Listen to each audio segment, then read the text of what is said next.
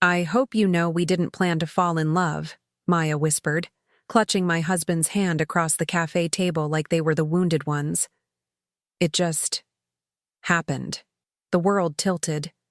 I didn't cry, didn't flinch, just sat there, watching the woman who used to braid my hair in college now stroke the fingers of the man I vowed forever to.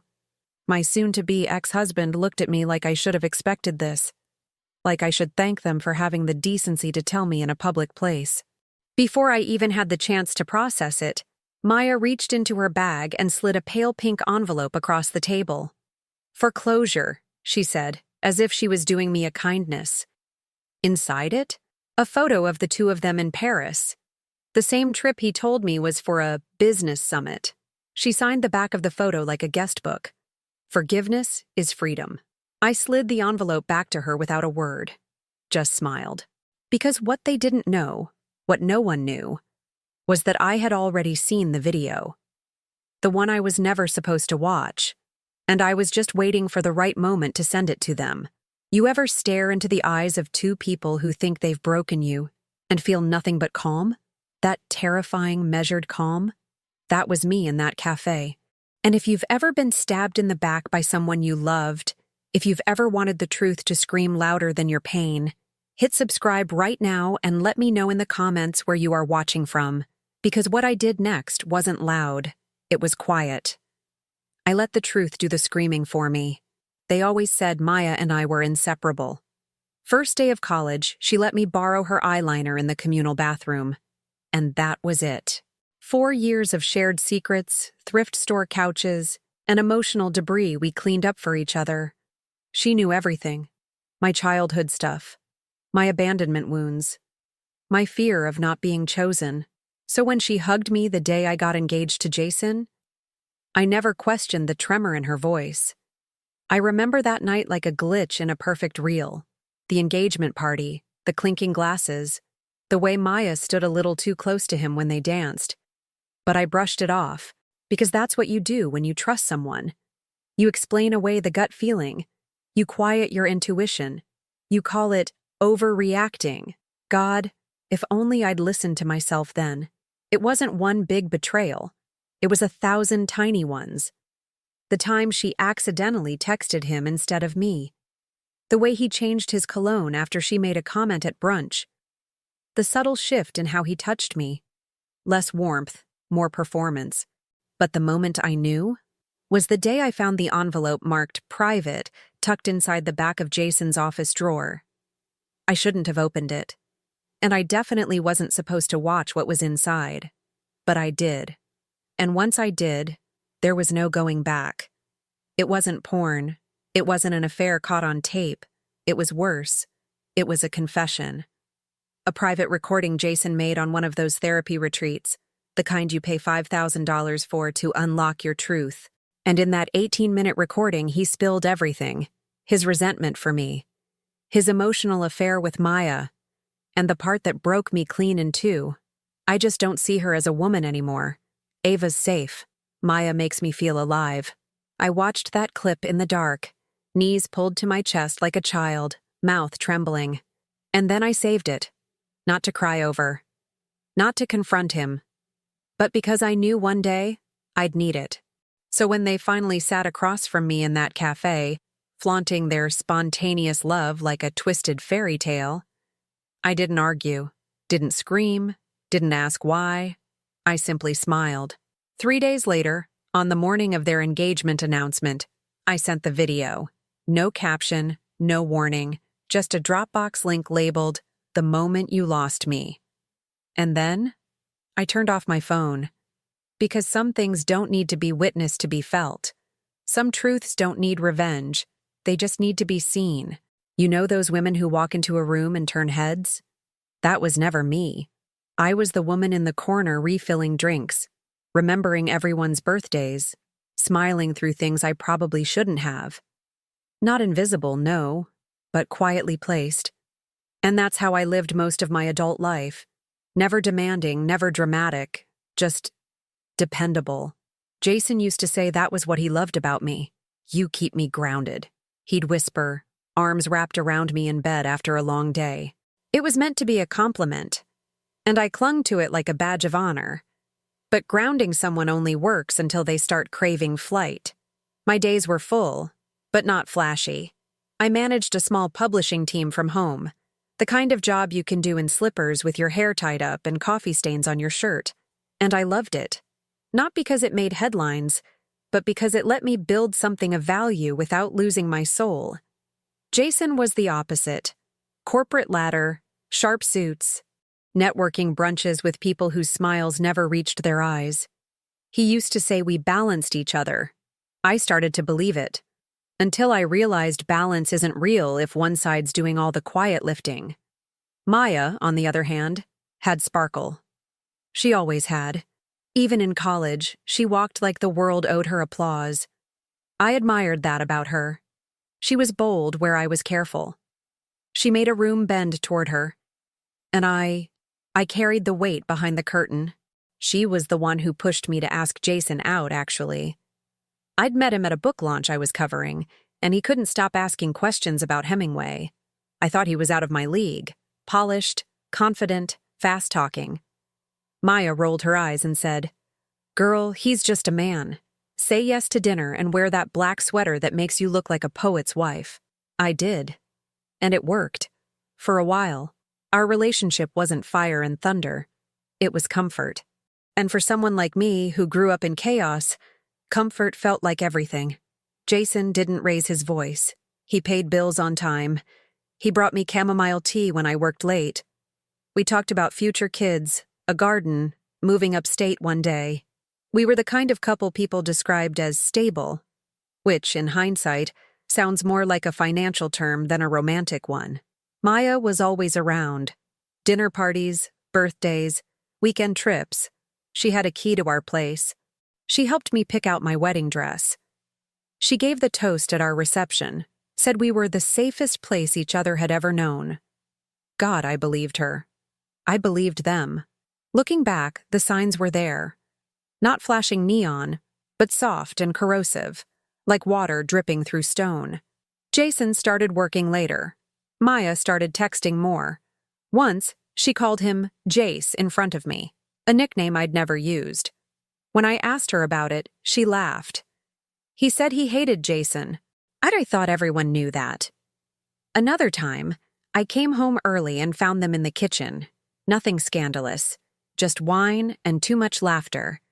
They looked like two people who had been talking about something real, something shared. When they saw me, the air shifted. Jason kissed my cheek. Maya asked if I wanted a glass. I said yes. I should have said something else, but I didn't. Because confrontation wasn't my style. Because I didn't want to be that wife. Because trusting people had always been my default, even when it made me blind. The thing about betrayal is, it doesn't arrive all at once. It trickles in. Like a crack in a favorite mug you keep using, pretending it's still whole. I remember one night, Jason came home from a late meeting. I was in bed reading. He looked tired, distracted, but when I asked how it went, he smiled and said, "Fine." Just that. Not, "It was long," or "You wouldn't believe what my boss said." Just fine. And then he kissed me goodnight, like a polite guest, and turned off the light. I lay there in the dark, staring at the ceiling, feeling lonelier than I ever had in my life, and he was right next to me. I kept trying to win him back without realizing I'd already lost. I cooked his favorite meals, left him notes in his briefcase, booked a weekend getaway, just the two of us. He canceled last minute, said something came up. I said I understood. That was always my line. Maya still called daily, still sent me memes, checked in, played best friend. She even offered to help me plan a surprise anniversary dinner. She hugged me in the middle of the grocery store once and whispered, "You deserve to be adored." Now I think she was trying to convince herself. But I wasn't a fool. Not completely. Somewhere deep inside, something shifted. Not anger, not yet, but stillness. Like the water just before it freezes. That was when I started noticing everything. The way Jason's eyes lit up when Maya texted. The way she stopped inviting me to things but still told me all about them. The photos on her Instagram. Jason never in them, but his cufflink reflection visible in a wine glass. The song she posted once with the caption, "He's just misunderstood." I get it. I got it too. Just too late. Still, I didn't confront them, because I needed proof. I needed something undeniable. I didn't want to burn down a house on suspicion alone. So I waited. And the universe, or maybe karma, gave me the recording. And that changed everything. It was a Thursday night in March, cold enough for a coat but warm enough that no one remembered to wear one. Jason had convinced me to come to his firm's spring momentum mixer. I didn't want to go. Not because I was tired, though I was. Not because of the migraine that curled behind my left eye, but because I'd started to feel like a background actor in my own life. The accessory wife, the +1, the pleasant smile in every group photo. But I said yes, because saying no had never been my way. And somewhere inside, I still wanted to believe I could win him back. That this was just a season. A rough patch. A valley between peaks. I wore a deep green dress, his favorite color, with the gold earrings he bought me on our first anniversary. I curled my hair, put on mascara, smoothed myself into the kind of woman he used to look at like she held stars in her mouth. I didn't feel like a star. I felt like someone begging to be noticed. The venue was a rooftop lounge downtown, all glass and marble and sleek ambient lighting. People swirled around with cocktails and name tags, laughing at nothing, clinking glasses like they were all in on some shimmering secret. Jason introduced me to a few partners, one of whom misheard my name and called me Eva 3 times. Jason never corrected him. He just laughed like it didn't matter. I stood there holding my drink, pretending I didn't feel like wallpaper. Until I heard it. That voice. "Ava, finally!" Maya.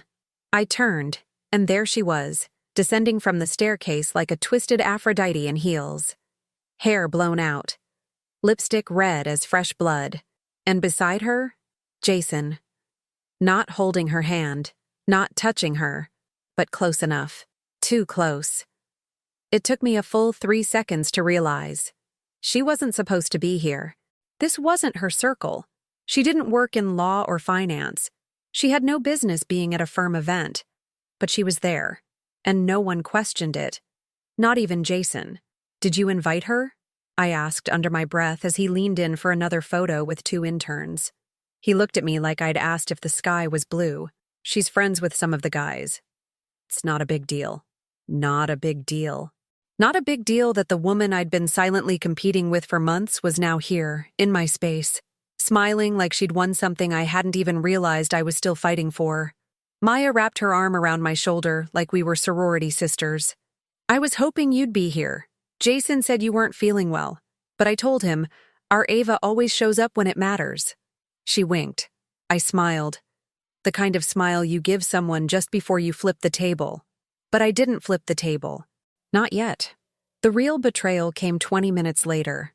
I had gone to the restroom to breathe, to look myself in the mirror and remind my reflection that she still existed. When I came back, the music had shifted. Jason and Maya were at the center of the room, dancing. Not a group dance, a slow one. Her hand was on his chest.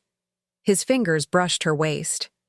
Everyone was watching, some amused, some confused, most pretending not to notice. My husband, and my best friend, dancing like no one else was in the world. Like they'd just announced something, and this was the after-party. I stood at the edge of the floor, frozen. Then Maya looked at me, directly at me, and smiled. Not a kind smile. A victory smile. A "you've been replaced" smile. Jason didn't even flinch. Didn't stop. Just kept swaying with her like the rest of us were background noise. That was the moment something broke. Not like glass. Like bone. Quiet, but permanent. I walked up to the bar, ordered the strongest whiskey they had, neat. The bartender raised an eyebrow. "I usually do red wine," I said, voice calm. "But it's not a red wine kind of night." I drank it in one motion, No tears, no scene, just resolve. They wanted to humiliate me? Fine. They wanted me to break? Let them try. They didn't know I had something more powerful than rage. I had proof. When the dance ended, Maya walked toward me with theatrical concern. "Are you okay?" she asked, almost sweetly. "You look pale." I tilted my head. "I'm fine," I said. "But you two looked incredible out there. Really." She lit up. "Right? I mean, we weren't trying to make a thing of it. It just kind of happened. Like everything else. Like everything else." She said it like love was a weather pattern. Like betrayal was a breeze that blew in and couldn't be helped. Jason finally rejoined us, holding a drink he didn't offer me. "You good?" he asked, eyes flat. "I'm great," I replied, reaching into my clutch. I pulled out my phone, opened the Dropbox app, and stared at the file. "The moment you lost me." I didn't play it. Not yet. But I let my thumb hover just long enough for Maya to notice. "What's that?" she asked. I smiled. "Just something I've been saving for the right moment." Then I put my phone away. They laughed nervously. And I let them.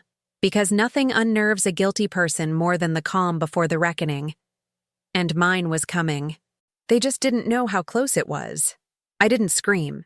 Didn't key his car or light her clothes on fire. Didn't leave angry voicemails or post cryptic quotes about betrayal. I just vanished. From their perspective, at least. The morning after the mixer, I slipped out of bed. Yes, I was still sleeping beside him. And brewed my coffee like any other day. Jason came into the kitchen, hair damp from the shower, and gave me a peck on the cheek. As if nothing had happened. As if the night before wasn't the funeral of our marriage, and he hadn't slow danced with my best friend like they were auditioning for the role of heartbreak. I poured my coffee. I nodded. And I said nothing. That was my power. Silence. Because once you stop reacting, people get nervous. And Jason? Jason started getting very nervous. The first thing I did was call a lawyer. Not to file. Not yet. Just to know. Knowledge is leverage, and I wanted to understand every angle of my own life before I handed any part of it away. Turns out, there were more than a few things working in my favor. The condo? In my name. The business account he used to fund Maya's graphic design startup? Traced straight to his name.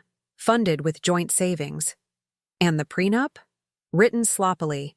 He drafted it himself using some online template years ago because lawyers are vultures. It wouldn't hold. The lawyer, a sharp woman named Delaney with a voice like steel, slid the documents back toward me. "If this goes to court, we'll win." I didn't smile. Just folded the pages neatly and tucked them into my folder labeled Plan A. I started taking inventory. Not of things, of truths. I printed bank statements, pulled emails, made backups. I kept my tone soft at home, my smile even softer. He had no idea the ground beneath him was being peeled away layer by layer. Meanwhile, Maya kept texting. "Hope you're doing okay. You know I never meant to hurt you. I'm here if you ever want to talk." I never replied. Silence again. It's amazing how loud you can be without saying a word. Then came the video, the one I had watched months ago, in that moment of breaking. His confession, to a private retreat therapist who had clearly advised him to speak his truth like he was filming a movie trailer. I had saved it, yes, but I hadn't done anything with it. Until now. No, I didn't post it. Didn't even threaten to. I just uploaded it to a private, time-stamped, encrypted link and added a simple setting, view receipt activated, so when the time came, I'd know exactly when they watched it and how long they sat in silence afterward. It wasn't about humiliation, it was about awareness. They had rewritten our story in their minds, made me the footnote. But this video? This was the original script, raw, uncut, and damning. Jason started noticing the shift. He'd come home to find dinner on the stove, but no place set for him. He'd ask, "Everything okay?" And I'd answer, Everything's clearer than it's ever been. I booked a spa day. Then two. Then started working out again. Not for revenge body nonsense, but to remember what strength felt like. I changed my phone password. I took off my wedding ring and didn't explain why. He asked once, "Is there someone else?" I laughed. "You really think that's the only reason a woman changes?" He didn't know how to respond. Men like Jason aren't used to losing control without a villain to point at. Then, quietly, I began laying the emotional bricks of my exit. I told close friends, the real ones, the truth. But I didn't spin a sob story. I just said, "Things are ending. I'm not broken. Just awake." Their reactions were telling. One of them said, "We've all seen the way he looks at Maya." Another said, "I thought you knew." Honestly, I didn't say anything because I assumed you were staying for your own reasons. No one was shocked. Only I had been. And that realization? That was the last time I cried. I didn't leave a trail of bitterness. I left fingerprints on clarity. I found a new apartment and didn't tell him. I met with an accountant and moved half our shared funds into a secure legal trust, completely by the book, completely protected. I kept the apartment key under my tongue like a secret spell. The day I left would be the day I no longer needed to explain myself. And Maya? She kept posting. Sunflowers, poems about forbidden love, quotes about how souls find their way back to each other. She thought she was the main character. But I was already building the final chapter. The one they didn't see coming.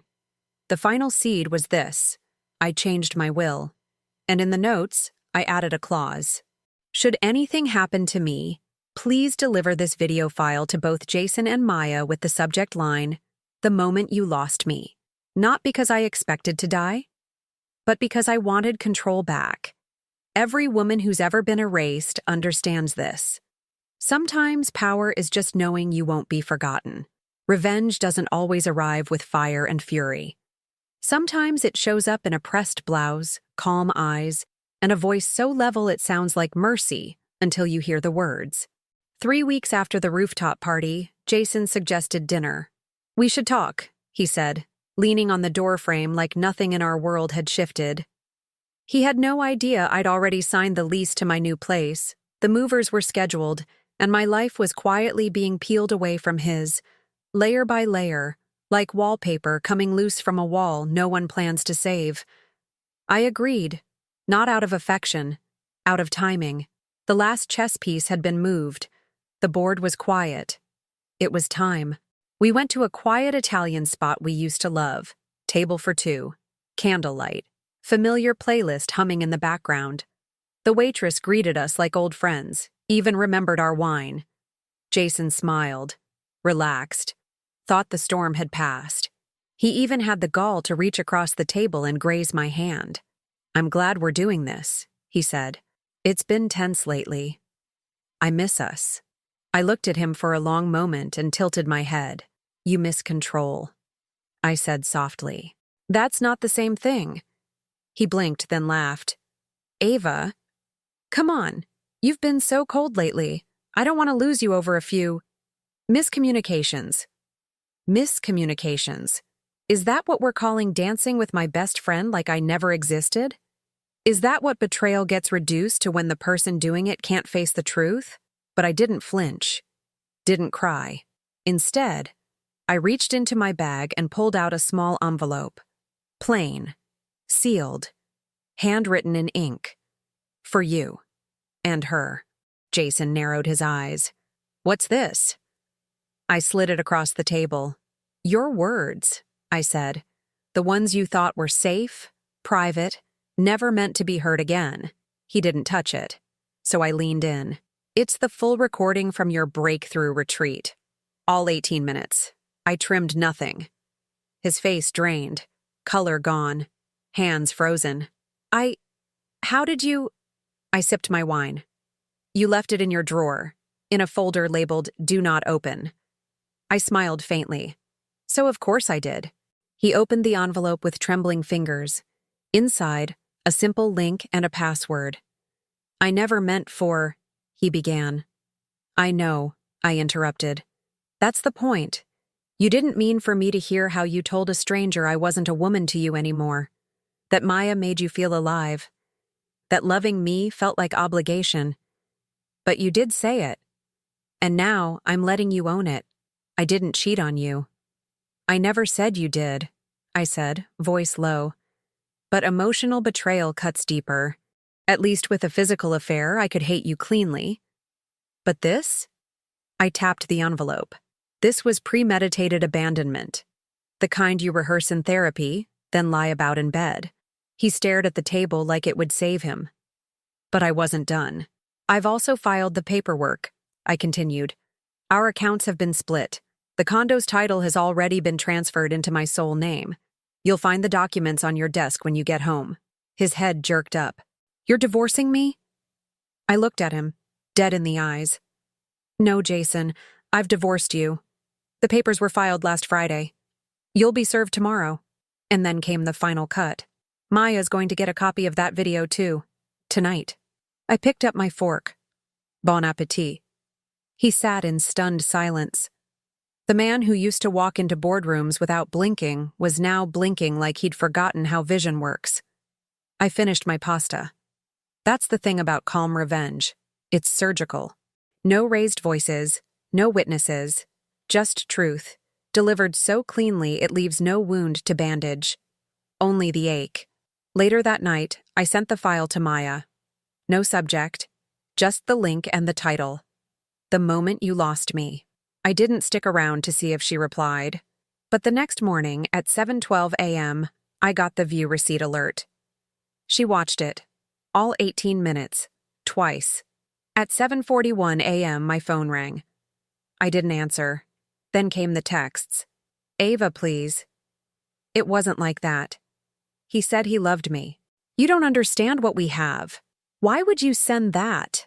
I didn't reply, because this wasn't about her understanding. It was about me remembering who I was before them. I moved out 2 days later. Didn't tell anyone. Just vanished. The way women do when they've been underestimated too long. I left behind the kitchenware I didn't love, the towels she once gifted us, the throw blanket that smelled like his cologne. I took my books, my name, and my dignity, and I walked out without looking back. He lost his wife. She lost her best friend. And together they got exactly what they deserved. Each other. 3 weeks after I moved out, I received an invitation. Maya's name on the envelope, in her flawless script. No return address. Just a soft ivory card inside. You are invited to celebrate Maya Grace's 34th birthday. Venue, the Ashton House. Dress code, elegant. We'd love to see you there. We, the gall. I almost laughed. They thought I'd show up heartbroken or desperate, like some cautionary tale with mascara streaks and shaky hands. But I wasn't that woman anymore. I wasn't the one who waited for permission to be angry. I held the card for a moment, then placed it in my drawer, just under the envelope I had given Jason at that quiet Italian restaurant. Same handwriting, different outcome. I didn't RSVP, didn't respond, but I went. Not because I needed closure, because I was closure. I wore black. Not somber, but sharp. Clean lines, elegant neckline. A dress that whispered power without screaming. Hair pinned back. No jewelry except the ring I bought myself the day the divorce was finalized. The Ashton house was packed. All curated lighting and clinking glasses. A room full of people pretending not to know the story behind the silence. Everyone turned when I walked in. Not with pity, with pause. Like I was the first honest thing they'd seen in weeks. I saw her before she saw me, Maya, in a champagne silk dress, surrounded by a group of women who laughed just a second too loud. She was glowing, but it was the kind of glow people paint over cracks. And when she finally did notice me, her smile faltered. Ava, she called, like it was still 2015 and we were still best friends. She crossed the room with practiced grace, wine in hand, voice higher than usual. I didn't know if you'd come. I just looked at her. No greeting, no smile. Just presence. She shifted, cleared her throat. Listen, I know things got tense, and I just wanted to say, I'm really glad we're all in a better place now. All. Like this was a group healing session. I let the silence sit between us, thick, heavy. She kept talking to fill it. You know, Jason and I, we've had our own ups and downs. It hasn't been easy. Love never is, right? She laughed, looking around to see who was listening. No one was. They were watching. I tilted my head, just slightly. Are you happy, Maya? I asked softly. Her eyes flickered. Yes, she said too quickly, then added, Aren't you? I didn't answer, didn't nod, didn't blink, just was. Then Jason appeared, his hand on her back, his expression blank when he saw me, but his eyes? They betrayed everything. Ava, he said, almost a sigh.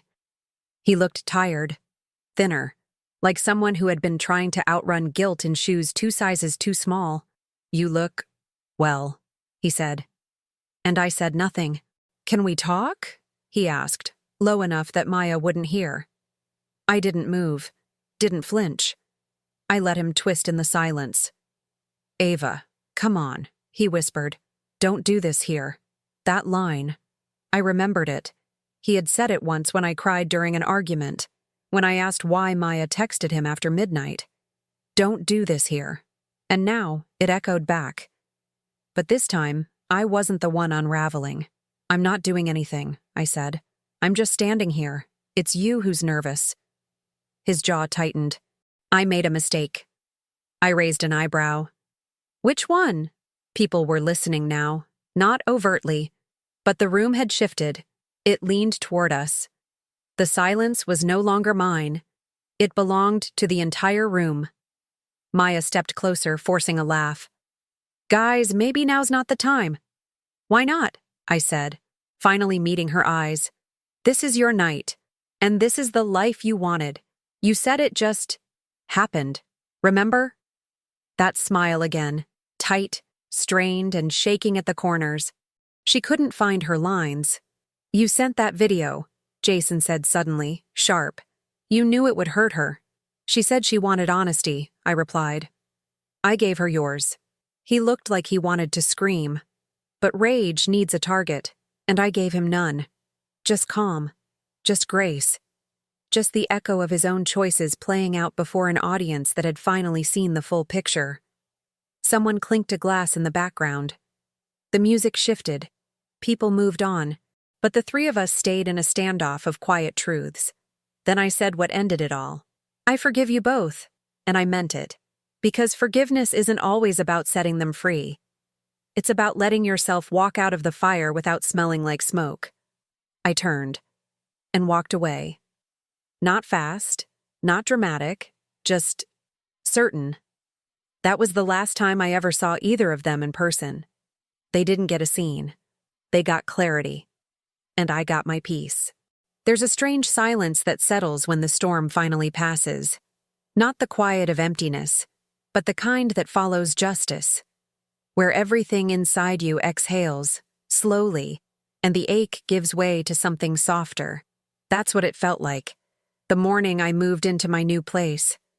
Sunlight spilled through the kitchen window like honey. No boxes left, no ghosted frames on the walls. Just me, a fresh stack of clean notebooks, and a French press hissing like it knew I'd earned this chapter. It wasn't a grand loft or some cinematic upgrade. It was simple. A 1-bedroom apartment with creaky floorboards and a tiny reading nook. But it was mine. Every choice, every fork, every key on the ring, all mine. And for the first time in years, that felt like freedom, not loneliness. The divorce had finalized quietly. Jason didn't contest it. He didn't even show up to the final hearing. His lawyer signed on his behalf, and the papers came in a plain white envelope. No drama, no last-minute pleas, just closure, stamped and filed. Inside there was a note from my lawyer, Delaney. No legal jargon, just 6 handwritten words beneath the signature. You held the line. Well done. I folded that note and slipped it into the back of my journal. Not as a trophy, as a reminder. Calm doesn't mean weak. Grace doesn't mean permission. I went back to work, but slower. I carved out mornings just for myself. Sunrise walks, warm tea, books that had waited too long to be opened. I took a pottery class on Tuesdays, where I made ugly little bowls that slumped in the kiln. I loved every one of them, because they were honest, and no one could reshape them but me. I saw Maya once after the party, not in person, but on a friend's social feed. A photo of her alone at a gallery, staring at some abstract painting like it held answers. She looked different, not glamorous, just tired. Jason stopped showing up in photos altogether. Eventually, people stopped mentioning either of them to me, and I stopped wondering what they were doing, not because I didn't care, but because I didn't need to know anymore. When something no longer defines you, its power fades like perfume left out too long. Familiar, but gone. One morning, I found a letter in my mailbox with no return name, just a single line inside, typed on linen paper. I watched it 3 times. You were right. Emma stared at it for a moment, then folded it back into the envelope, tucked it between the pages of my old photo album. The one that used to be filled with us, Maya and me, laughing on dorm beds, dancing barefoot at my bridal shower. The album I hadn't thrown out, not out of nostalgia, but because those moments did happen. They mattered, even if the people in them changed. There's something sacred in letting go without erasing the past. I didn't rewrite history. I just stepped out of it. And in the space that followed, I found myself again. Not as someone's wife, not as someone's friend, just Ava, 33, still soft, still standing, but no longer waiting to be chosen. One Sunday afternoon, I walked to the bookstore a few blocks down. There was a secondhand copy of The Awakening in the window, the same edition I'd read in college, dog-eared and underlined. Inside the front cover was a single sentence, written in fading ink. Sometimes the rising happens after the fall. I bought it without thinking, took it home, placed it on my shelf, next to the new journals, the pottery bowls, the unburned candles. It didn't feel like a message. It felt like a mirror. That evening, I sat by the window with the book on my lap and a pen in my hand. No revenge letters, no plans, just a blank page. And for the first time in what felt like years, I started writing something for me. Not to be sent, not to be seen. Just to remember who I was, who I became, and what it took to come home to myself.